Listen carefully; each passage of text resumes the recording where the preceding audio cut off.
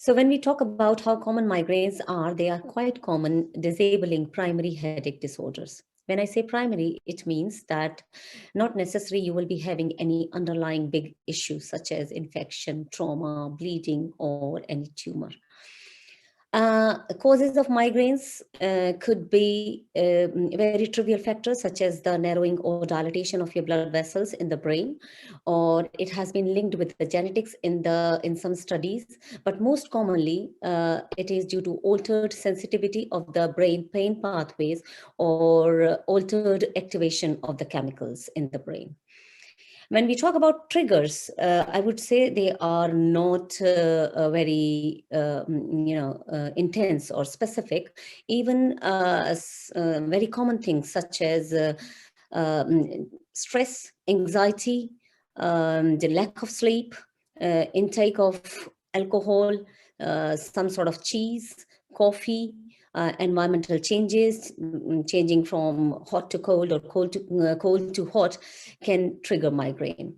Every person is different. They behave differently to all these triggers, not necessary. If one trigger is precipitating migraine for one person, is going to do the same for the other one as well. So people are different and triggers are different, but they can be very trivial triggers. In terms of management and medications, it will depend on the type of migraine and the severity of migraine. When I say type, it can be acute or chronic migraine. Acute migraine, you would start with very simple medications such as paracetamol or anti-inflammatory medications that could be aspirin, ibuprofen, or naproxen. That will depend on your suitability. If you are not having issues of asthma or gastric irritation, this is something for you.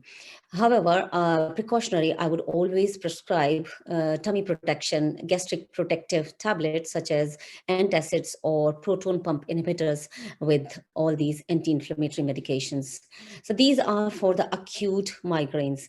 Uh, if your migraine is quite severe and is not responding to these initial medications, you may be heading towards specific targeted medications for migraines, which would be triptans.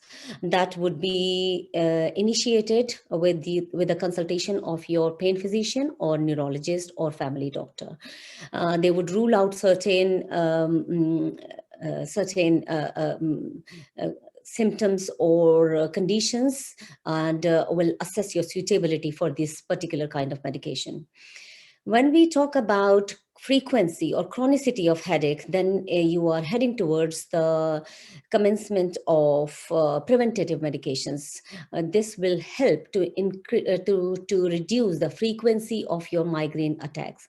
Say, for example, if someone is having almost 15 headache days per month consecutively for 3 months, or you are having 8 consecutive days of migraine-like features, means you are heading towards preventative management.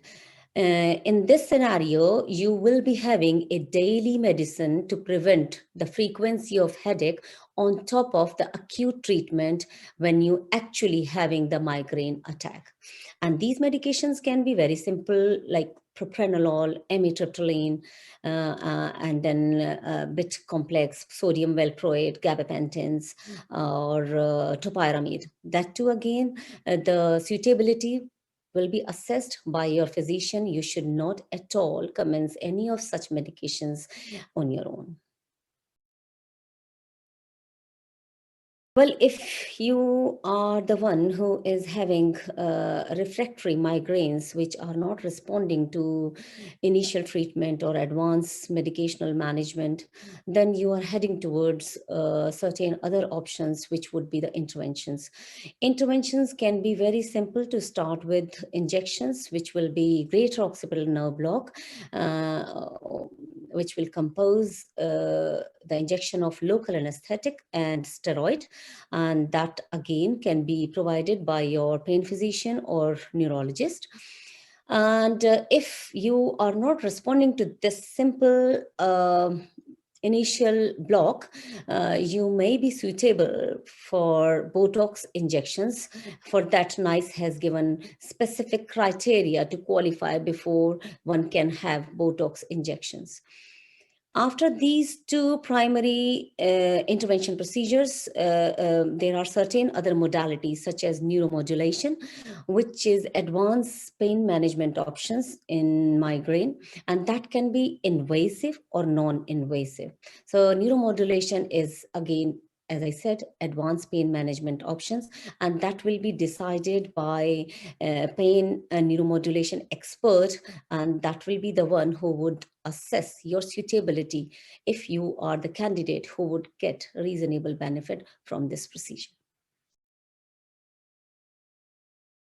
Well, neuromodulation therapy, as I said, it requires specific suitability assessment, and it can be invasive and non-invasive neuromodulation. When we say non-invasive neuromodulation, there are few devices available around in the market. Out of these, I would say transcranial magnetic stimulation is the most common and useful, and has been found with the effectiveness in the studies. And NICE has recommended this treatment option as well, whereby one would be wearing a band-like structure around the head, and you will be given certain programs to stimulate your head in different time interval. Uh, uh, and when we talk about invasive management, most common is the occipital nerve stimulation, and that is slightly invasive. It's not a big operation. There will be a little cut, 2 to 3 centimeter behind the nape of your neck, and there will be a little cut just on your buttock around the waistline, and that device is inserted through this. It is not going very deep into your body. It will be still staying under the skin into the subcutaneous tissue. So how does this work? Both of these techniques, they work on the principle of acting on spinal as well as brain level. At the spinal level, it is very basic mechanism of action, which is gate control theory, which has been there since we started talking about pain and pain management 1967, I believe.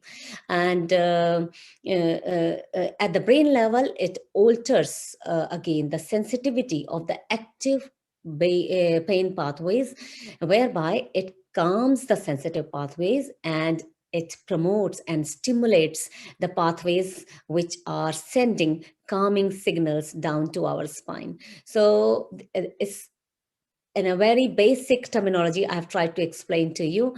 However, there are various mechanisms suggested in our medical terminology through which neuromodulation modalities they work. And in studies, it has been found that occipital nerve stimulator is quite effective, provided you use it, you give it a time. So it cannot be something you have the stimulator and it will help you in a day or two.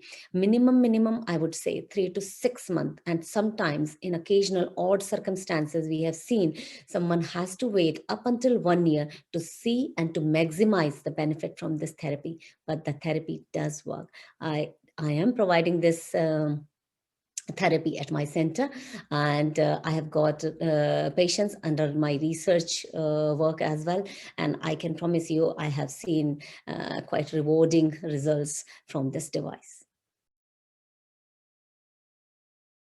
Well, to assess the suitability for this neuromodulation treatment, I'm very happy to see you at my clinic, first of all, and I am providing clinical consultation at various places, including St. Bartholomew's Hospital, London, Harley Street, Holly Private Hospital, Buckstill, and Spire Roading Hospital, Redbridge. Please come and see me. We'll discuss about your migraine issues, and if I have found you heading towards or suitable to be given this treatment option, I will see you again in a multidisciplinary team assessment clinic, whereby I will assess your suitability with my neurologist colleague, a psychologist, physiotherapist, and other pain physicians. Once we have seen that you are the one who can be benefited from this treatment, we'll take this forward, and then we'll give you a proper education session to understand what is this technique about and how you can get maximize the chances of benefit. And not just here, we are not going to leave you here. We'll even after the device insertion, we'll give you lifelong follow-up treatment as long as you want to stay with us. And last but not least, just for your peace of mind and reassurance that this process is something which is completely reversible. If you see that even after 1 year of implant and stimulation, you are not seeing any benefit, we are very happy to take this device out. This is not going to give you any permanent damage, unlike irreversible surgeries. This is completely reversible surgery.